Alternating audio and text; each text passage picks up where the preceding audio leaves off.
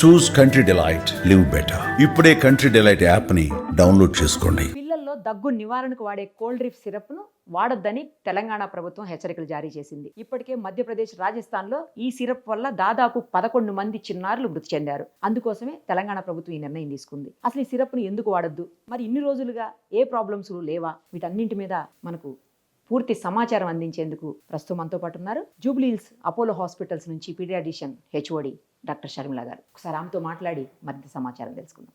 నమస్తే అండి డాక్టర్ గారు. నమస్తే.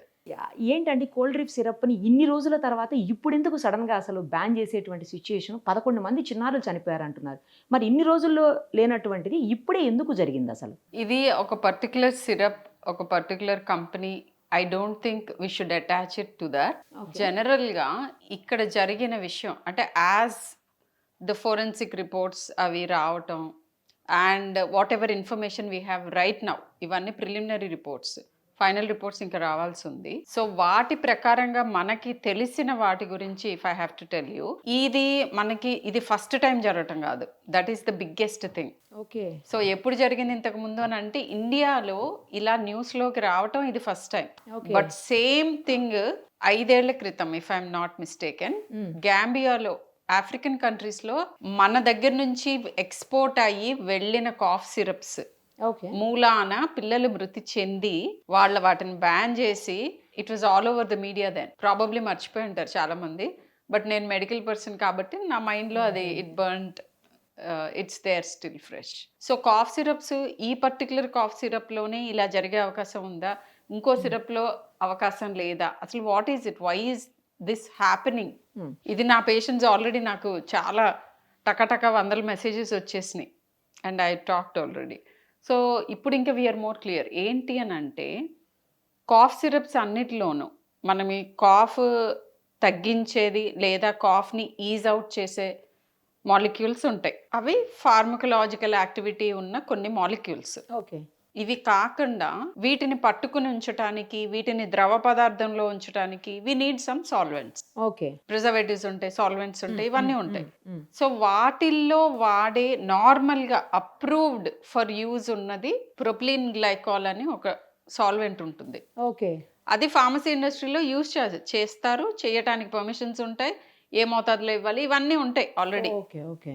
అయితే ఇక్కడ వచ్చిన కీలకమైన పాయింట్ ఏంటంటే ప్రొపిలిన్ గ్లైకాల్ ప్లేస్లో తక్కువ కాస్ట్ ఉంటుందని కొంతమంది డైథిలిన్ గ్లైకాల్ యూజ్ చేస్తారు. డైథిలిన్ గ్లైకాల్ కూడా ఏమి వేరే గ్రహం నుంచి రాలేదు. It is known solvent. చాలా విరివిగా చాలా ఇండస్ట్రీస్ లో వాడతారు. కానీ ఫార్మసీ ఇండస్ట్రీలో కూడా ఇది మోతాదు మించి ఉంటే, that is very very important. What I'm saying, each word has lot of gravity. So దానికి అప్రూవ్డ్ థింగ్ ఉంటుంది అండ్ సమ్ టైమ్స్ యాక్చువల్గా కాఫ్ సిరప్స్లో అప్రూవ్డ్ కాదు అది డైథిలిన్ గ్లైకాల్, కానీ ప్రొపిలిన్ గ్లైకాల్ సిస్టర్ అనమాట. అది సో సిస్టర్ కింద దీన్ని కొంతమంది మోతాదుకు మించి వాడినప్పుడు, అది వాళ్ళు కావాలని I don't think anyone does it, but by మిస్టేకో లేకపోతే I do not know the background why it is at that concentration. Okay. So ఇప్పుడు కనుక్కున్నది ఏంటంటే 0.5% లోపు ఉంటే ఏం ప్రాబ్లమ్స్ కాజ్ చేయదు. అది 1 సిరప్ వాట్ ఎవర్ ఆ బాటిల్లో వాళ్ళు అనలైజ్ చేసిన దాంట్లో, again I'm giving a disclaimer, I do not know if this is the final report. They said it is about 48%. So approved దానికంటే 10 times మోర్ ఉంది. ఆ డోసేజ్లో డైథిలిన్ గ్లైకాల్ ఏం చేస్తుందంటే ఇట్ విల్ మన బాడీలో యాసిడ్ బేస్ని పైకి కిందకి ఎగరేసి కిడ్నీ ఫెయిల్యూర్స్లోకి వెళ్ళే అవకాశం ఉంటుంది. And again when as the report stay, నేనేమి వెళ్ళి పక్కన నుంచి చూడలేదు కాబట్టి, ఆ పర్టికులర్ పేషెంట్స్ అందరిలోనూ కామన్గా వచ్చింది renal failure and death. So this is known to be caused by diethylene glycol. Diethylene glycol poisoning అనేది ఒకటి ఉంది మాకు. పాయిజనింగ్ వస్తే ఏం చేయాలి పిల్లలకి, ఇలాంటివి మాకు ఉంటాయి ఫోరెన్సిక్ లో. సో అవే లక్షణాలతో వచ్చారు కాబట్టి probably that might be the reason for the deaths as of now. That's what we know. So ఇది కూడా వాళ్ళు కరెక్ట్ టైంలో 2-3 గంటల లోపే వస్తే హాస్పిటల్కి we can save the children. వాళ్ళు ఎలా వస్తారంటే ఊపిరి ఫాస్ట్గా తీసుకుంటున్నట్టు, మెటబాలిక్ ఎసిడోసిస్ అంటాం.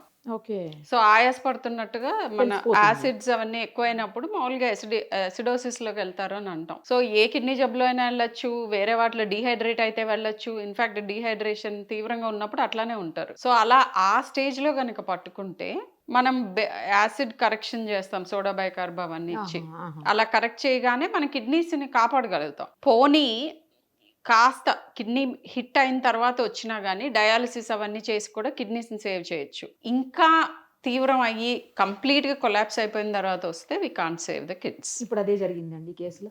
అంతే కదా ఈ so case. Most likely renal failure, complete ఫెయిల్యూర్లోకి వెళ్ళిపోయి డయాలసిస్ లేని, ప్రాబబ్లీ ఆపర్చునిటీ లేని సెంటర్కి వెళ్ళి ఉండొచ్చు. ఐడెంటిఫికేషన్ లో కూడా టైం పడుతుంది. ఐడెంటిఫై ఫస్ట్ అసలు పిల్లలు, ఈ ప్రాబ్లం ఏంటంటే ఇప్పుడు ఈ కాఫ్ సిరప్స్ అన్ని ఎలాంటి పిల్లలకి ఓవర్ ద కౌంటర్ వేస్తున్నారంటే, కొంచెం జ్వరం, దగ్గు, జలుబు ఉన్నాళ్ళకే వేస్తారు కదా కాఫ్ సిరప్స్. వాళ్ళు ఆల్రెడీ కొద్దిగా ఆయాసపడుతున్నట్టుగానే ఉంటారు, కొంచెం తీవ్రమైనప్పుడు దగ్గు మూలాన్లే అనుకుంటారు తెలియనట్లు. అండ్ గమనించుకోపోవచ్చు, రోజంతా పిల్లల్ని చూస్తే కూర్చోట్లేదు ఈ రోజుల్లో తల్లిదండ్రులు. సో లేట్గా వెళ్తారు.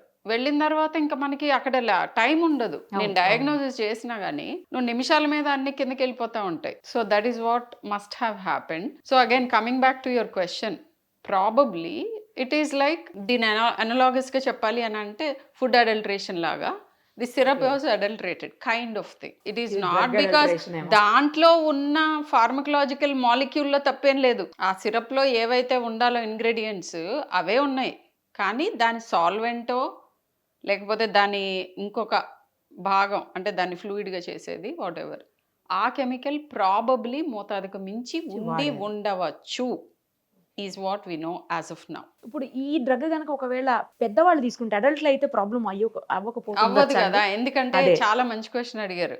ఎందుకంటే పిల్లల్లో మేము నెత్తి నోరు కొట్టుకుని చెప్పేది ఇదే, ఓవర్ ద కౌంటర్ మెడిసిన్స్ ఎందుకు తీసుకోవద్దంటే ఒక మోతాదులో మీకు అది ఒక ఎఫెక్ట్ ఇస్తుంది, మోతాదుకు మించి తీసుకుంటే వేరే ఎఫెక్ట్స్లోకి వెళ్తుంది. ఇది ఎవరికి తెలుస్తుంది? ఇన్ఫ్యాక్ట్ అడల్ట్ ఫిజిషియన్స్ కూడా పీడియాట్రిషియన్స్ అడుగుతారు, మాకు రిఫరెన్స్ ఇస్తారు. ఏంటి అంటే ఒట్టి దీని గురించి అనే కాదు, పిల్లల medicine is completely different. Exactly, it is not a miniature adult అంటాం. సో ప్రతి 5 కిలోలకి డోసేజెస్ చేంజ్ అవుతాయి, because it is milligram per kilo per dose. అది చెక్ చేసుకుని ఇస్తాం. ఓవర్ ద కౌంటర్ మెడికేషన్తో ఇదే ప్రాబ్లం అసలు. So over the counter medication మీద there is not enough stringent laws. Doctor prescription లేకుండా ఫార్మసీకి వెళ్తారు, సిమ్టమ్ చెప్తారు, తీసుకుంటారు, వేసుకుంటారు. మోతాదుకు మించి వేసుకోవచ్చు ఒక్కొక్కసారి, అలాంటప్పుడు ప్రాబ్లము. తక్కువగా వేసుకుంటే జబ్బు తగ్గకుండా ఎక్కువైపోయి తీవ్రమైన తర్వాత మా దగ్గర తీసుకొస్తూ ఉంటారు. సో ఇప్పుడు ఆన్లైన్ కూడా అవైలబుల్ ఉన్నాము, take a consult. It is so easily, we're so easily accessible. So ఇదొకటి. అదే ఎనీవే ఎప్పటి నుంచో ఉన్న ప్రాబ్లము, మేము యాక్చువల్లీ చాలా చోట్ల అడ్రస్ చేస్తూ ఉంటాం ఫోరమ్స్లో. సో ఓటీసీ అంటాం.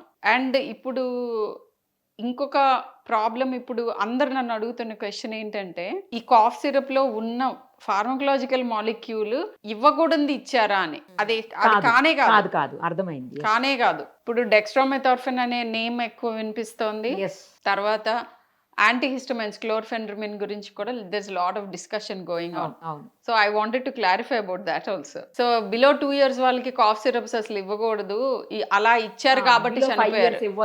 బిలో 6 years అంటారు కొన్ని గైడ్ లైన్స్, బిలో 2 years అని కొన్ని, అట్లా మనకి వేరియస్ డ్రగ్స్ ఉంటాయి ఫార్ములరీ. సో ఇదేంటంటే డెక్స్ట్రోమెథార్ఫిన్ గురించి if I wanted to clarify, yes, dextromethorphan మేము బిలో 1 year ఇవ్వం, ఎవరు ఇవ్వరు డాక్టర్స్. అండ్ బిలో 2 years కూడా యూజువల్గా డెక్స్ట్రోమెథార్ఫిన్ ఉన్న కాఫ్ సిరప్స్ ఇవ్వం. కానీ అవసరమైనప్పుడు, ఇప్పుడు పర్టిసిస్ అని ఒక జబ్బు ఉంటుంది, పర్టిసాయిడ్ కాఫ్ వస్తుంది, అప్పుడు you have to suppress the cough, లేకపోతే దగ్గి కళ్ళల్లో బ్లీడ్ కూడా అవుతారు.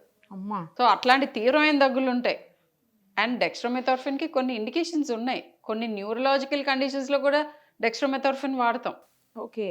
సో ఎప్పుడు ఏ మెడిసిన్, ఏ మాలిక్యూల్, ఏ మోతాదులో, ఎన్నాళ్ళు, ఎవరికి ఇవ్వాలి, ఇది ఇంటర్నెట్ చదివితే రాదు. అది చదివితే లేనిపోయిన రిస్కులు అవుతాయి, అంతకంటే ఏముంది ఇంటర్నెట్లో. సో ఇది నా విన్నపం అనుకోవచ్చు to all those who are watching, that just talk to your doctor. Over the counter medications ఉన్నాయి ఏమిటి అని అడిగితే సెట్రిజిన్ ఇవ్వచ్చు.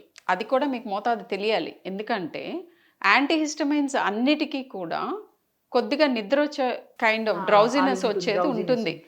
బట్ ఇప్పుడు సెట్రిజిన్, నేను పీజీ చేస్తున్నప్పుడు cetirizine was not approved below 2 years. But recently after many years studies చేసి you can give cetirizine to children below 1 year also అనేది అప్రూవల్ వచ్చింది. బట్ అది ఏ డోస్లో, ఎప్పుడు, దేనికోసం అది తెలుస్తుంది కదా. సో అలా ఓవర్ ద కౌంటర్ అంటే మీకు ఓకే మీరు పరిగెత్తుకుంటూ వచ్చేసేయండి, ప్రతి దానికి మా దగ్గర రండి, మేమేమో డబ్బులు ఛార్జ్ చేస్తాము అని డాక్టర్స్ అదొక అట్లానే కాదు. అపోహ ఉంది కదండి. డాక్టర్ దగ్గరికి వెళ్తే 500 ఫీజు బాధేస్తారు, ప్రిస్క్రిప్షన్ రాసేస్తారు, తగ్గినా తగ్గకుండా మళ్ళీ వెళ్తే మళ్ళీ ఇంకో 500 బాధతారని ఇది ఉన్నాయి కదా కొన్ని. అవును, మరి చారిటీ ఓవర్ ది కౌంటర్ వెళ్తే 100 రూపాయలతో అయిపోతుంది, 50 రూపాయలతో అయిపోతుంది అని ఒక ఫీలింగ్. యా, సో దాని మూలన వచ్చే ప్రాబ్లమ్స్ ఇవి. అండ్ ఎనీవేస్ చారిటీగా చేసేది, ఫ్రీగా చూసే హాస్పిటల్స్ కూడా ఉన్నాయి, అక్కడికి కూడా వెళ్ళొచ్చు. అక్కడైతే ఇవాళ లైన్ లో నుంచి ఉంటే రేపటికి అవుతుందండి చూపించుకోవటం. కానీ అదే మరి అవ్వ కావాలి, బువ్వ ఒక విషయం కావాలి. చెప్పండి, ఇప్పుడు చాలా మందికి చిన్న పిల్లల్లో డ్రాప్స్ ఫామ్ లో ఇస్తారు, కొంతమందికి సిరప్ ఫామ్ లో ఇస్తారు, కొంతమంది టాబ్లెట్ ఫామ్ లో ఇస్తారు. ఇవన్నీ ఏజ్ బై ఏజ్ చూసుకుంటూ జాగ్రత్తగా, తర్వాత వెయిట్ కూడా అడుగుతుంటారు. చాలా సందర్భాల్లో పిల్లలు వెయిట్ అడుగుతారు. ఆ వెయిట్ ని బట్టి కూడా మీరు మోతాదు ఇస్తుంటారా? ఎస్. సో డ్రాప్స్ కి ఏంటి డిఫరెన్స్, సిరప్ కి ఏంటి డిఫరెన్స్ అంటే ఇక్కడ కూడా ఒక బిగ్ థింగ్ ఉంది. డ్రాప్స్ ఏంటంటే బిలో 2 years వాళ్ళకి, బిలో 1 year వాళ్ళకి ఇస్తాం. ఎందుకనంటే లో వాల్యూమ్లో 1 ml లోనే సిరప్ లో 5 ml లో ఉండే అంత కాన్సన్ట్రేషన్ ఉంటుంది. ఓకే. చిన్న పిల్లల్లో మనం ఇంత మెడిసిన్ వేస్తే వాళ్ళు కక్కుతారు, ఈ లోపే వాళ్ళు అది వేయటమే కష్టం. అవును. సో ఒక 6 చుక్కల్లోనే మనకు అవసరమైన డోస్ ఇవ్వగలం. Okay. But the sword has, I mean it's like a sword. So 6 చుక్కల్లోనే అంత డోస్ ఉందంటే నీకు తెలియక 9 చుక్కలు వేసావనుకో ఓవర్ డోస్ కదా. సో దాని అడ్వాంటేజ్ ఉంది, డిసడ్వాంటేజ్ ఉంది. అడ్వాంటేజ్, సో అక్కడే కీలకమైన థింగ్ ఏంటంటే ఎంత డోస్ అనేది, ఓకే, ఎన్ని కిలోలకి ఎంత. నేను ఇందా చెప్పినట్టు మిల్లీగ్రామ్ పర్ కిలో అది క్యాలిక్యులేట్ చేసి ఇంత తీసుకోవచ్చు అని మేము రాసి ఇస్తాం. So that is how it works. So అట్లా అని ప్రతి దానికి ఓవర్ ద కౌంటర్ మెడికేషన్ మేమే ఇస్తాము. నేనే యాక్చువల్ నా ప్రిస్క్రిప్షన్లో మీరు నా దగ్గరికి వచ్చే ముందు మీరు ఇవి సేఫ్గా 2 days ట్రై చేయొచ్చు అని చెప్పి ఒక లిస్ట్ ఆఫ్ మెడిసిన్స్ ఇస్తాం. ఓకే. ఇవి వాడినా తగ్గకపోతే రండి అని చెప్తాం. So that is always there. కొన్నిసార్లు ఇప్పుడు దగ్గుకి యూజువల్గా ఓవర్ ద కౌంటర్ ఎంకరేజ్ చేయం బిలో 5 years. రీజన్ ఏంటో చెప్తా వినండి. దగ్గు రావటానికి కారణం మన గొంతు నుంచి కింద ఆల్వియోలస్, లంగ్ చుట్టూతో ఉన్న పొర, ప్లూరల్ మెంబ్రెయిన్ వరకు, అండ్ కొన్నిసార్లు బ్రెయిన్ నుంచి కూడా ఒక 400 రీజన్స్ ఉంటాయి. సో అన్నిటికీ ఒకటే మందు పడదు. ఒక్కొక్కసారి అది థ్రోట్లో ఇరిటేషన్ మూలన వస్తుంది, ఒక్కొక్కసారి కఫం థిక్గా ఉండటం మూలన వస్తుంది, ఒక్కొక్కసారి ఏదైనా ఫారెన్ బాడీ లోపలి దూరి ఉంటే వస్తుంది, ఒక్కొక్కసారి ఇన్ఫెక్షన్ మూలన వస్తుంది, ఒక్కొక్కసారి శ్వాసకోశం అంతా దగ్గరికి ఇలా కుంచించిపోయినందుకు దగ్గుతాం ఓపెన్ చేయడానికి. సో ఇలా అనేక రీజన్స్ ఉంటాయి. ఫీజులు తీసుకోవటానికి కాదు, నిజంగానే ఆ కాఫ్ ఏంటి అని ఎవాల్యుయేట్ చేయడానికే రమ్మంటాం.